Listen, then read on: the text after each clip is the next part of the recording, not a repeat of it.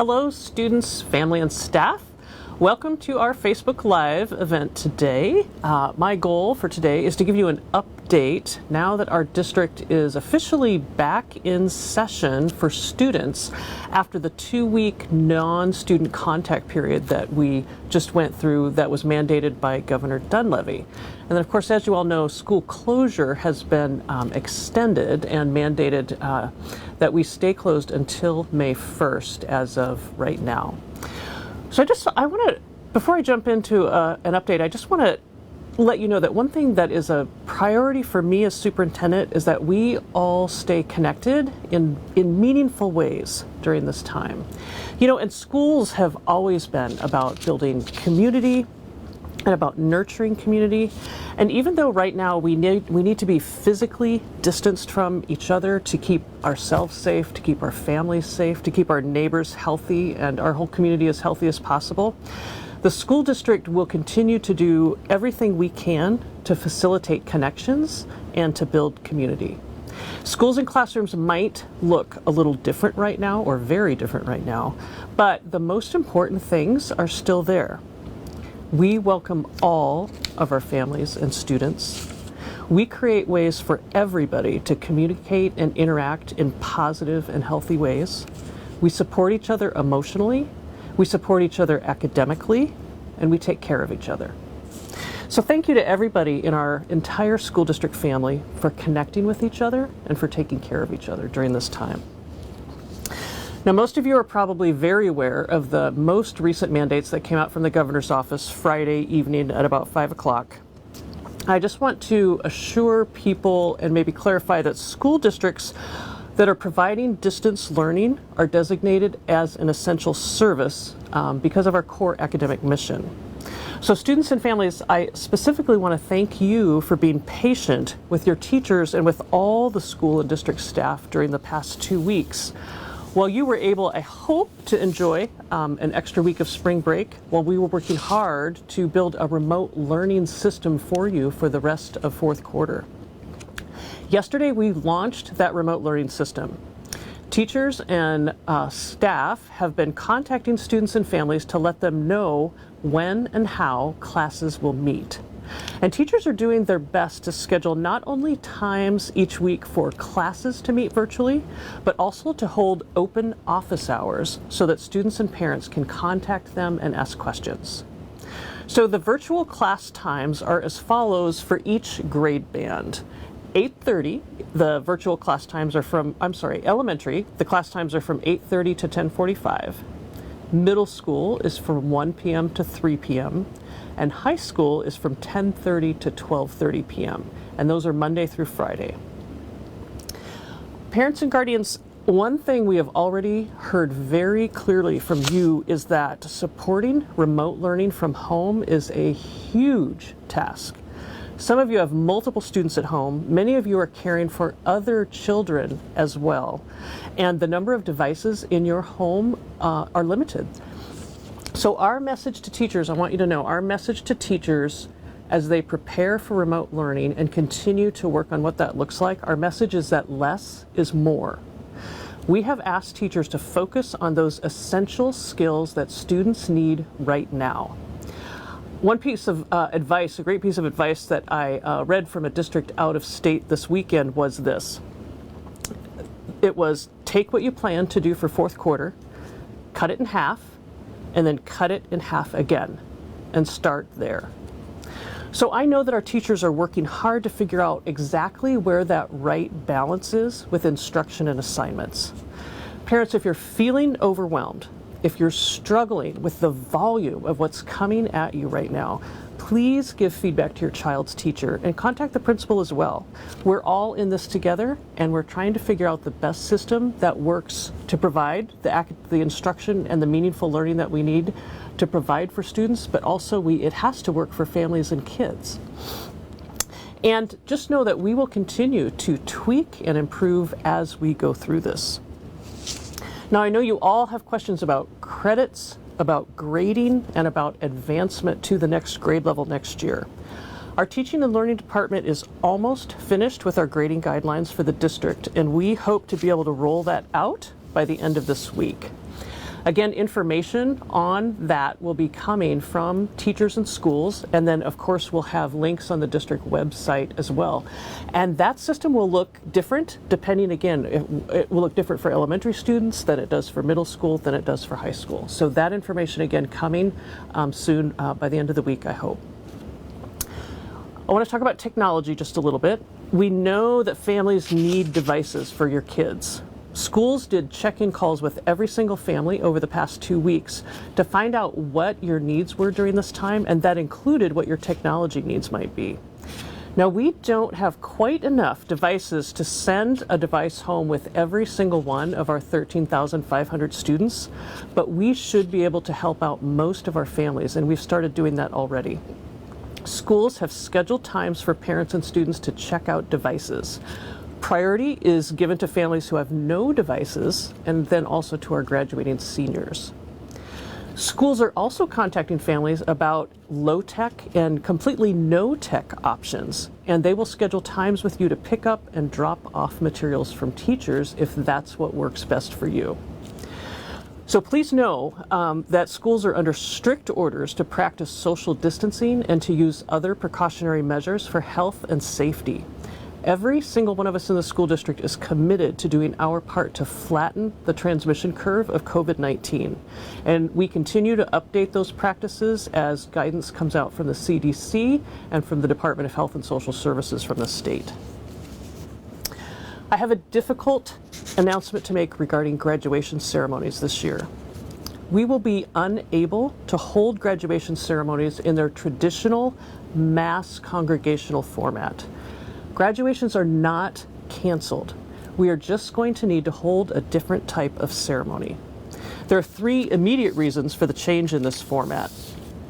The first is that there is a current mandate that no more than 10 people congregate at one time for a meeting, and that social distancing must be strictly enforced if such a meeting really does need to occur. And this mandate includes all kinds of spaces, of course, such as theaters and similar venues. The second reason is that by state mandate, the Carlson Center has been designated as an alternate care site for the Fairbanks Memorial Hospital. I spoke with Mayor Ward, and he let me know that it's very possible that that designation will continue beyond May 1st, even if school opens after that date. The third reason is we need time to plan and to implement alternate modes of celebration, and also time to then invite families to join us in whatever way makes the most sense for those events. As we watch the arc of COVID-19 in other communities across the country, this is not unexpected. It's very possible that Alaska schools will be closed through the end of the school year, and we are planning for that possibility. I know the announcement regarding the change in the graduation ceremony format will be disappointing for our seniors and for your families and for all of us who love to celebrate graduation with you each year. School administrators and staff will do their best to reach out personally to every single senior and touch base with you this week. The silver lining is that we are still holding graduations. It'll just be in a new format. I am committed to doing everything I can to support creative, alternative ideas for graduations at each of our schools. We have a few very forward-thinking career technical education teachers and other staff who've already started working on this project because they anticipated this might be the potential outcome. My team will work directly with the schools, and I will ensure that the district is well positioned to support each event. I know that each school will create a ceremony that is not only special, but is very memorable for the class of 2020. So I'm sorry to have to deliver this news to you, but I genuinely look forward to the creative events that we'll build for our students and our families to celebrate this momentous occasion. There have been many seniors across the district who've posted already about graduation, I think knowing that this announcement might be coming. Our students are so sensitive and so tuned in to what's happening not only in Fairbanks, but across the state and the country and globally. Last night, a post from Lathrop students that was so touching was shared with me. Their picture collage says it all. We'll sacrifice our caps and gowns to stay home for the heroes in masks and gloves. I just want to thank our seniors for being so understanding, for being so tuned in with what's happening in the community, for understanding, for knowing what's important, and for leading the way on this. And I really do look forward to, I encourage you to be part of the process of creating a graduation ceremony for your school, and I look forward to celebrating with every single one of you when that time comes in May. A little bit about our social emotional resources in the district. We continue to add to those resources for students, for families, and also for staff. On our website, there's a flyer that lists community resources that includes contact information for childcare, military services, utilities, community food options, housing assistance, and public health contact information. Our district social service managers and counselors have been working hard to connect families with the resources that you need. If you find yourself in need of resources and are having trouble getting connected with those resources, please reach out to your social service manager and school counselors. Starting this week, our school counselors will also be available for virtual counseling. And so that information will be coming out soon. And so the work of our school counselors will continue through the year. Again, just like everybody else, it will look different. And so the counselors will reach out to families and let them know how they can provide services to you and how they can continue to do things like at the high school level, work on school schedules and make sure kids are signed up for the classes they need for next year.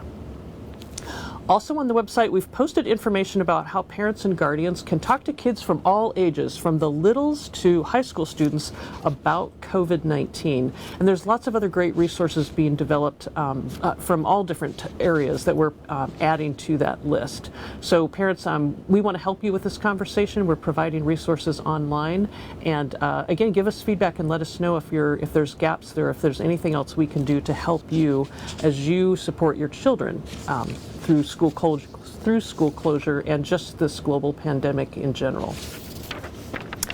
One final update, our Nutrition Services Department continues to deliver meals to over 40 sites across the borough. And I have the list here. In the morning, from the 9 o'clock to 11 a.m. time period, they are primarily at schools. And it's not every single school, but it's a lot of the schools. And so you can see the list on our website. From the 11:30 to 1 p.m. time slot, we are delivering meals to other locations in the community. We're trying to make it easy for families to get to the meals so they can pick up meals for their kids. So I'll just name a few on the list here. It's a great list. The Seventh-day Adventist Church, Fox General Store, the Esther Gas Station, Jillian Square Justice Store, McPeak's, Monroe Catholic School, Pleasant Valley Store, Salcha Store, Sophie's Plaza, the Sourdough that's on Farmers Loop, True North Church, the Velada, Yak Estates, and so there are others on this list as well. And we will continue to work to expand that service and adjust that service to meet the needs of our families and communities. And one thing, parents, if you're struggling with the idea that your child needs to be with you when you pick up that food, contact the Nutrition Services Office. All you need is your student's S number, and once we get you logged in and in the system, then it'll make it much easier for you to pick up food for your kids. So we definitely want to work with you. Let us know either on site at the stop or a call to the Nutrition Services Office, and the number's on our website. And we want to make this easy for you as well. So once again, I just want to thank our entire school district family, everybody from the kids to our parents to all of our staff to our administrators who are working hard to ensure that not only we have meaningful learning opportunities for students, but also everybody who's supporting that work behind the scenes. Parents, send us feedback about remote learning. Tell us what's working well, tell us what we need to improve, and we will work to make those adjustments for you.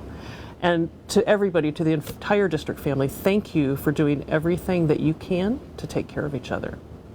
So until next time, I hope you enjoy the rest of the week, and I hope you definitely enjoy the beautiful sunny weather outside. And I look forward to being back on Facebook Live again soon and giving you another update.